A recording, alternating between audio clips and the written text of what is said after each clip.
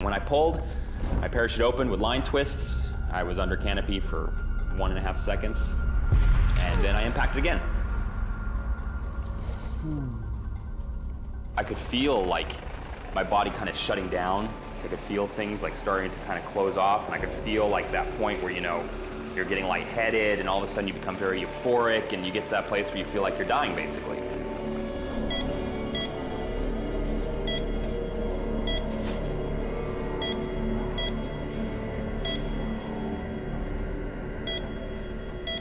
Yeah, it was a weird feeling to hear them say, you know what, you're gonna have recovery.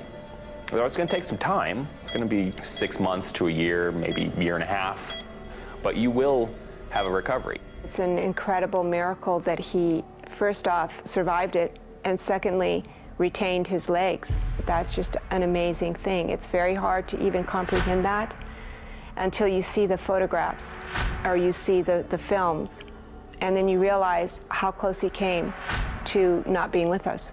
I made the worst mistake a human being could ever make in their entire life, and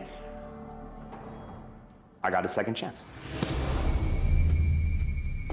They had to do a skin graft. They had to take a piece of skin from his leg and move it over the wounded area and hope it takes off. But the patch got infected. The infection was actually a really, really dangerous bacterial infection that's antibiotic resistant. When the doctors saw it, they were so concerned that they basically said, Jeb, you know, your leg is in jeopardy now. We may have to amputate your leg. That's how big a deal this is. You need to take this very, very seriously. And I had to go in for IV antibiotics for almost 4 months, 7 days a week, 1 to 2 hours a day.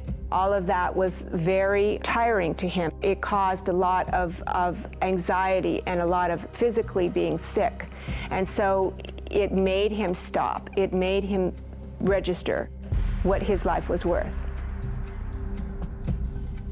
Talk about slowing you down, and I wasn't allowed to do any cardio, so it's like 4 months of like, you know, when you need to do your rehab and you can't. It was very frustrating.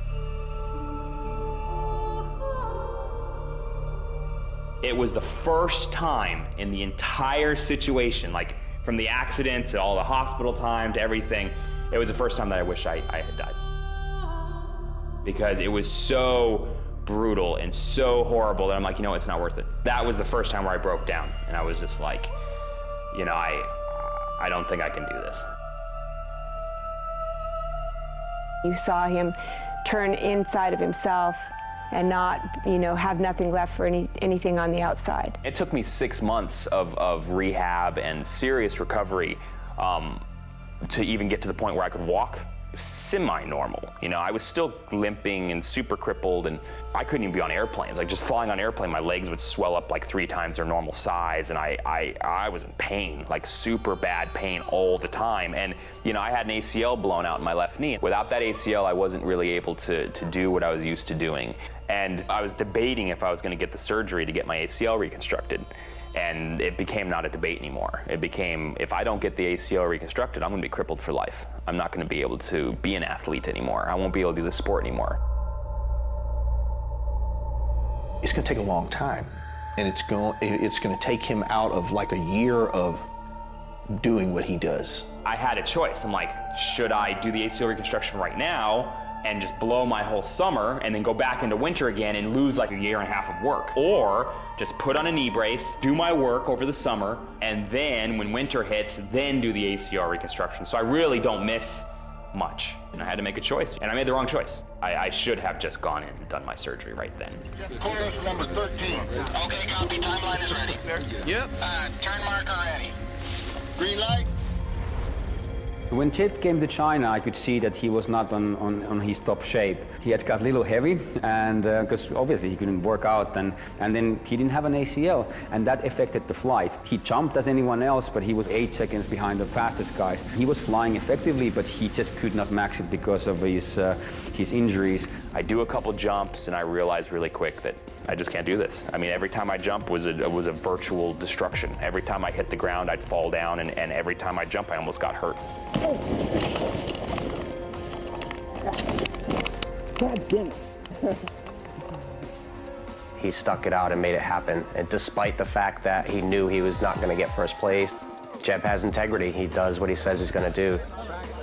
And you know, after you go through like a year and a half of being crippled, you kind of just start thinking of yourself that way. You know, I just can't run, I just can't walk very far, I'm unstable. You know, when I land, I have to fall down. Like, that's just how it is now. You know, I'm older and I'm hurt. He had to physically fix his body, and he had to do it over and over and over again. And once it was like a little bit well, then he had to go back for an operation. And then that all had to be recovery time. So over and over and over again, he was pulled back and sat down to think. I think like through the pain, suffering and antibiotics and constant visits to the hospital, it just continued to wear him out and wore him out. It started to really take a mental toll. I thought maybe this would change him. It would change him for sure somehow, some way, but to the extent that it changed him, I'm still surprised.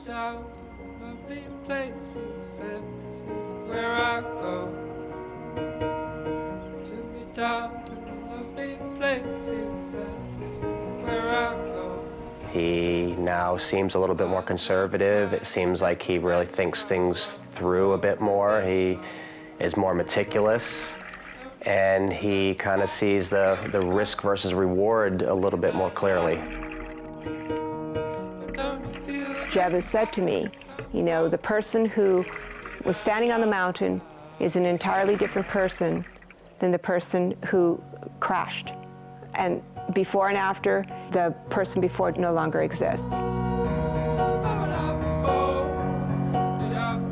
Whenever you start out in any dangerous activity, you start with 2 jars. You have an experience jar, which is obviously empty, and then you have a luck jar, which has an unknown amount inside. You have no idea how much luck you've got, right? And every time you do something really dangerous, you take a little piece out of your luck jar and you drop it into your experience jar. Eventually, you're going to run out of luck, okay? Eventually that jar that has luck in it will be empty, and all you'll have is your experience to keep you alive. You know, and that's a very profound concept and a very true one. You know, we don't know how much luck we've got.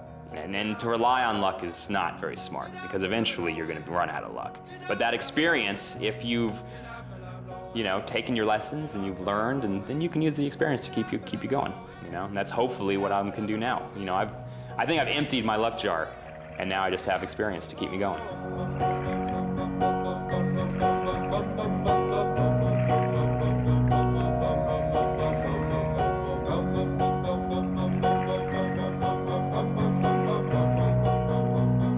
I think in some ways Jeb was drifting a little bit because the future was unclear. The sport of wingsuit flying had progressed really, really fast. He had been out, he hadn't been able to train at all, and there had been a new generation of jumpers who had done crazy, crazy things. At the time when Jeb flew through the Heaven's Gate, it was something very unique, but ever since after that, there was a whole new generation of guys who were flying between buildings.